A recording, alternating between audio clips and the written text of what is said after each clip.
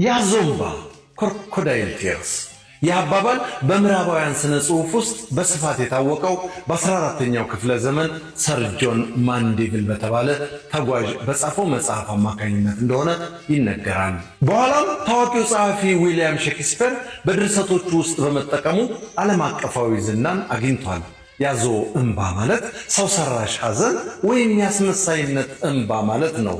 ድርጊቱ የሚፈጸመው ሌላውን ሰው ለማታለል ወይም በራስ ላይ ሊመጣ የሚችለው ወቀሳ ለማስቀረት ሲባል የሚደረግ የጥፋተኝነት ስሜት ማሳያ ድራማ ነው።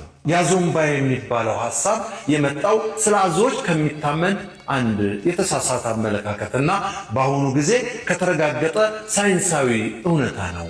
ጥንታዊው እምነትን ስንመለከት በጥንት ዘመን ሰዎች አዞ ሰውን በልቶ ከጨረሰ በኋላ ይጸጸታል፣ ለዚያም ነው እያለቀሰ የሚበላው ብለው ያምኑ ነበር። ይህ ደግሞ አዞው እየገደለ ማልቀሱ ትልቅ አስመሳይነት እንደሆነ ተደርጎ ይወሰዳል።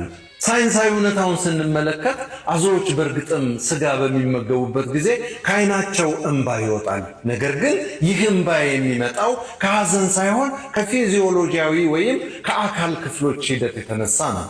አዞዎች ሲመገቡ አፋቸውን በደንብ ሲከፍቱ በጭንቅላታቸው ውስጥ ያሉት የአየር ከረጢቶች ይጨመቃሉ።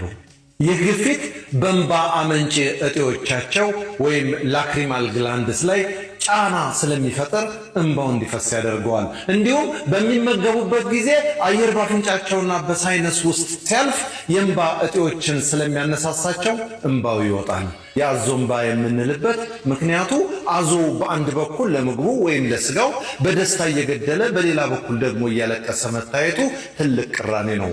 አዞ የሚበላው እንስሳ እንዲሞት ይፈልጋል። ነገር ግን እንባው አዝኛለሁ የሚል የተሳሳተ መልእክት ያስተላልፋል። ይህ ዘይቤያዊ አነጋገር በተለይ በሚከተሉት አሁን በምነግራችሁ ሁኔታዎች ይነገራል። በፖለቲካ አንድ መሪ ወይም ድርጅት በሕዝብ ላይ በደል ፈጽሞ በኋላ ግን እንደተቆረቆረ መስሎ ሲታይ፣ በማህበራዊ ግንኙነት አንድ ሰው ሌላውን ጎድቶ እያለ ለተጎጂው ያዘነ መስሎ በማልቀስ የሰዎችን ትኩረት በመሳብና ጥፋቱን ለመሸፈን ሲሞክር፣ በወንጀል ምርመራ ስንመለከት አንድ ወንጀለኛ ጥፋቱን ለመሸፈን በሚያደርገው የሐሰት ጸጸት፣ በንግድ ዓለምም እንደዛው ነው። ትርፋማ ድርጅቶች ሰራተኞቻቸውን እያሰናበቱ ለሰራተኞቻችን ስንል አዝነናል የሚል መግለጫ ሲሰጡ፣ በተለይ በዚህ በቴክኖሎጂና በሶሻል ሚዲያ ዘመን ያዞ እንባ ሰዎችን ትኩረት ለመሳብ ጥቅም ለማግኘትና ተቀባይነትን ለማግኘት እንደ ትልቅ መሳሪያ ሲያገለግል ይስተዋላል። እውነተኛ ሐዘን ከልብ እንጂ ከዓይን አይጀምርም። ሽመልስ ተስፋዬ እንዳዘጋጀው፣ በለጠ ሸቴ ዘሀገረ ኢትዮጵያ እንዳቀረበው